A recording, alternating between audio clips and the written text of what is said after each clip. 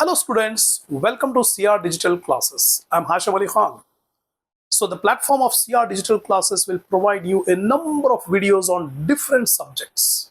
By attending these classes, definitely you will get a lot of confidence on the subject, on the topic's clarity, so that easily, confidently, you can write an examination and you can enjoy the learning process. Now, last class I have explained you the accounting procedure of recording the transactions in joint venture. Two methods are there. Separate set of books are maintained. And second method, no separate set of books are maintained. First method, I have given the complete entries when separate set of books are maintained. But when the transactions are few, when the project is a small project, joint venture is in small size, or the co-venturers are living at different places, in that case it is not suitable to keep separate set of books. In that case no separate set of books are maintained, and the following procedure I am going to explain you the procedure how to record the transaction when no separate set of books are maintained. First of all, I will explain you in cases where the size of the venture is small. First of all, you have to remember, if the size is large, then separate set of books. If the size is small, no separate set of books. And the co-venturers are located far off apart. That means at different places.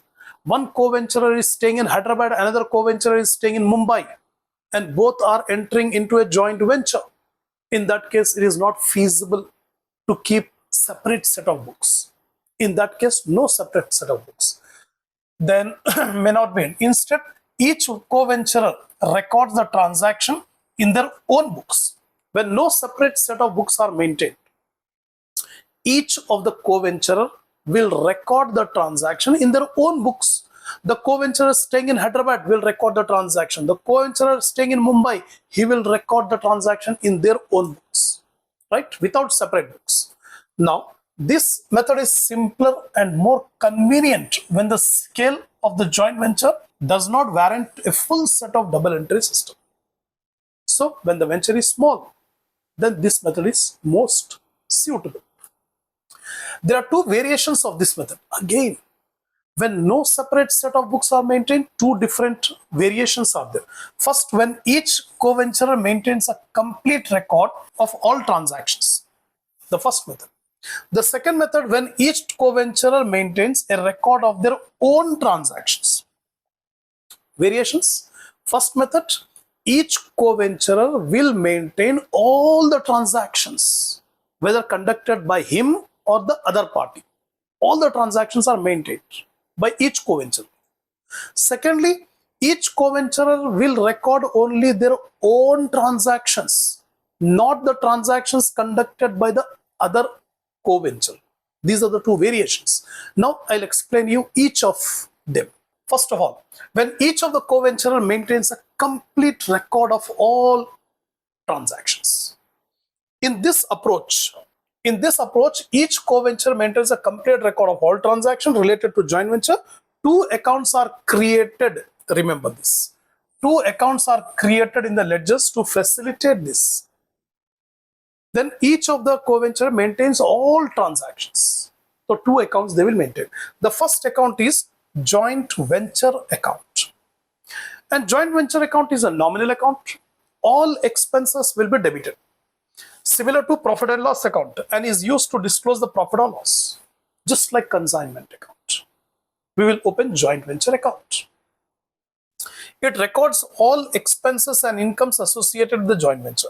The co-venturers share a profit or loss is transferred to their profit and loss account, and while the profit of the allocated to other co-venture is transferred to their personal account.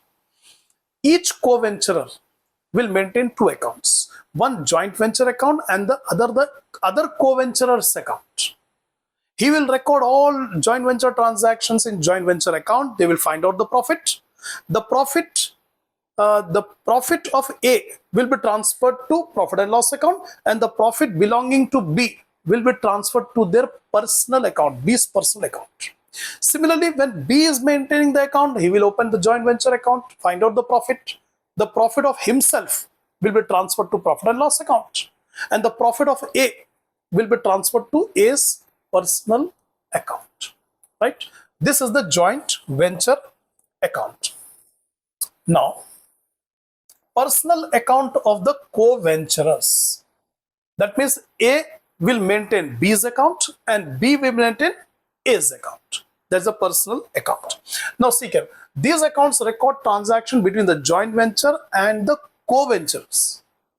Suppose B is maintaining the accounts, whereas A has conducted some transaction. So the transaction conducted by A will be recorded in A's co-ventures account. Cash, goods and services supplied by co-venture are created, right? Additionally, the co-venture's share of profit is transferred to his personal account. This structure ensures that all financial transaction expenses and profits and loss systematically tracked and recorded in each co-venturer's account. So remember, two accounts are maintained, one joint venture account and the other co-venturer's personal account. By going through the journal entries, the concept will be crystal clear. Now, I am going to explain the journal entries in the books. For goods purchased for joint venture, for example, A is the co-venture. He has purchased the goods for joint venture. The entry will be joint venture account debtor to cash or bank because payment is made by A.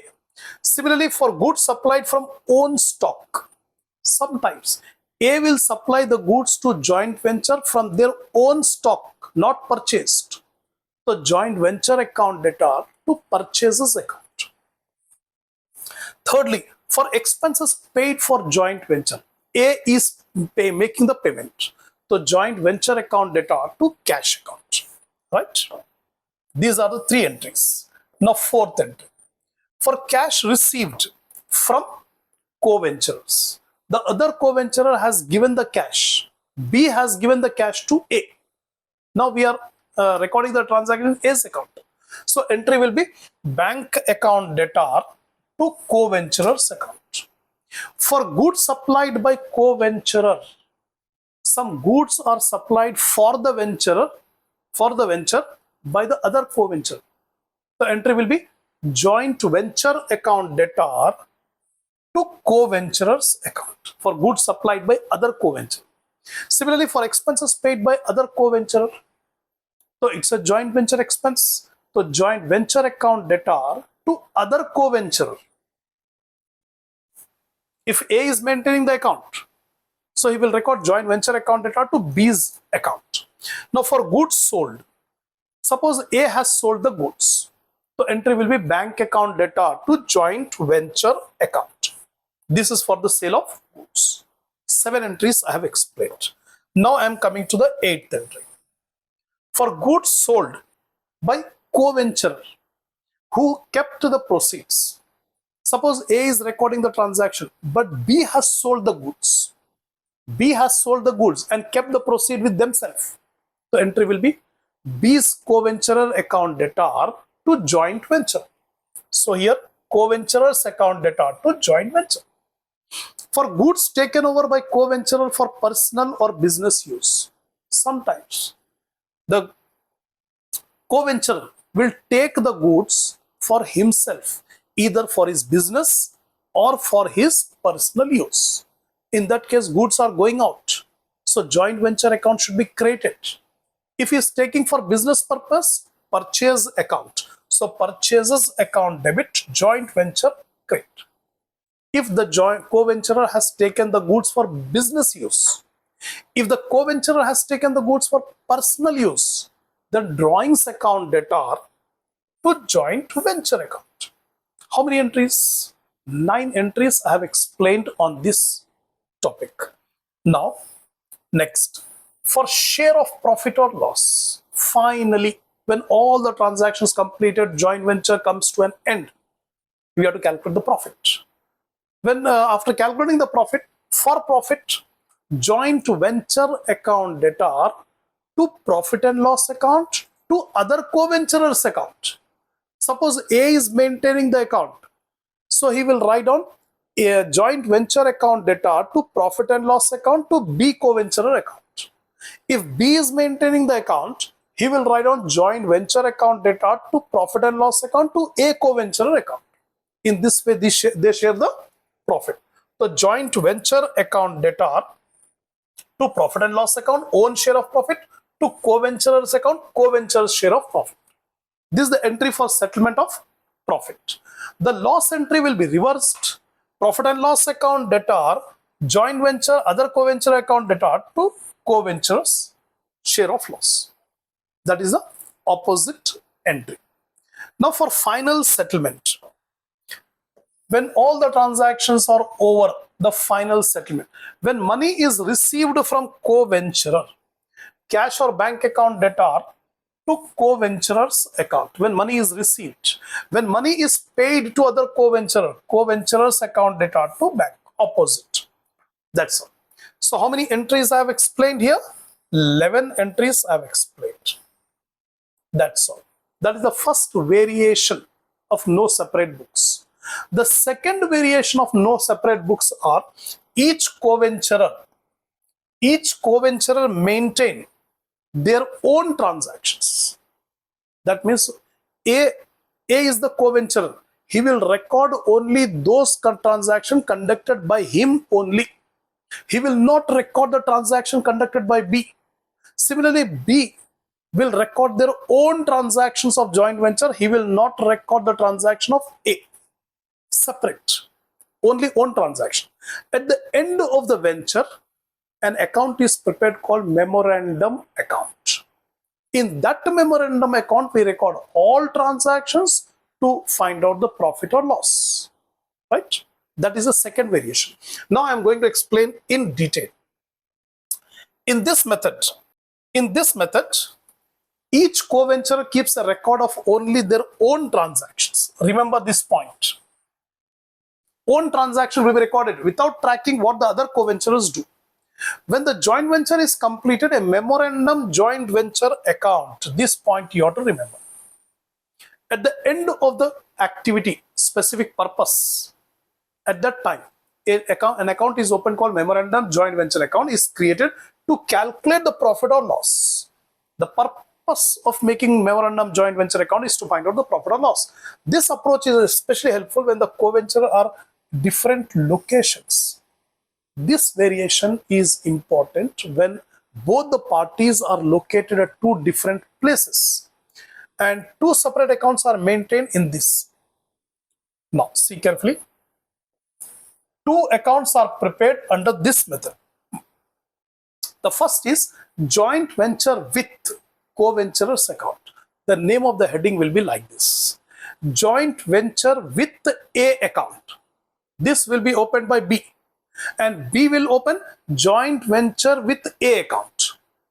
Because in the books of A, B's account. In the books of B, A's account will be opened. Now, the joint venture with co-venturers account functions as a personal account. It is not a nominal account. This account is not prepared to find out the profit. It's only a personal account. And records all financial transactions a co-venturer has on behalf of the joint venture. That means whatever transaction A is conducting, he himself will record. When the co-venture makes payments, supplies goods or incur expenses related to joint venture, these transactions are debited to joint venture. A has made some purchases. A has paid some expenses. All these items will be taken on the debit side of joint venture with the other co-ventures. On the other hand, any receipts or payments made on behalf of the joint venture, such as sale proceeds or contribution from venture, are credited. Expenses, whatever is paid by A, that will be debited to joint venture with B account. And whatever incomes he has received by selling the proceeds or investing the capital, all these things will be taken on the credit side of joint venture with B account. This account is an integral part of the double entry system and is concerned co-venture. But it does not reveal the profit or loss. It is not a nominal account to show the profit or loss. It's a personal account. So it will not disclose any profit or loss. Instead, it helps track the transactions conducted by him. Now, at the end of the venture, when the venture is closed, then they will make, each party will make a memorandum joint venture account. So what is this memorandum joint venture account? So it is prepared on the completion of a joint venture to determine the overall profit. So in between, this account will not be prepared. At the end of the venture, this account is prepared to find out the profit or loss. Remember, in the past examination, once they have asked, explain about the memorandum joint venture account. So whatever I'm explaining, that you have to write in examination. So this account is prepared at the end of the venture to find out the profit or loss. It is not a part of double entry system, and its primary purpose is to summarize the transaction including expense and incomes. It does not follow double entry system. Simply, it's a record of all expenses and incomes to find out the profit. Once the individual transactions are shared, each co-venturer uses this account to calculate. That means at the end of the venture, A has to supply all information about joint venture to B, and B has to supply all information to A. By taking the other information, they will make this memorandum joint venture account, right? And for example, if the co-venturer purchase goods or income, they will be listed in the memorandum joint venture account. Now I'm going to explain you the journal entries. So for goods purchased for venture, joint venture with other co-venturer to bank. Joint venture with the other co-venturers to bank account. First entry. Second, for expenses incurred, joint venture with other co-venturer, bank account credit. For goods sold, bank account debit, and joint venture with other co-venturers account credit. Next is for goods taken by the co-venture for personal or business use. Same entry for business use. Purchases to joint venture, personal use, drawings to joint venture. For settlement, final settlement, when paying the amount to other co-venturer to bank. When receiving, bank account data to other co-venture. That's all. So topic based important questions in previous examination, they have asked you, what do you mean by memorandum joint venture account? So this explanation will be more than sufficient to get the full marks on this theory topic. And whatever I have discussed in these two classes regarding separate books and no separate books, this will be very much helpful in solving the problems. Hope the concept is completely clear. All the best for your preparation for your exams on behalf of CR Publications.